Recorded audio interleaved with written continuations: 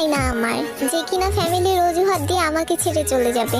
Russell's viper চাই, যে কিনা সব জেলা উলটপালট করেও হলেও আমার জেলায় এসে বলবে আমি শুধু তোকেই ছবল দিতে চাই।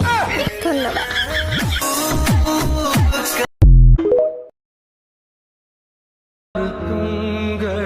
মানুষ অভিশাপ দিক বা না দিক, চোখের জল ঠিকই অভিশাপ দেয়। অন্যায়ভাবে কাউকে ঠকানোর প্রতিশোধ একদিন প্রকৃতি ঠিকই নেয়।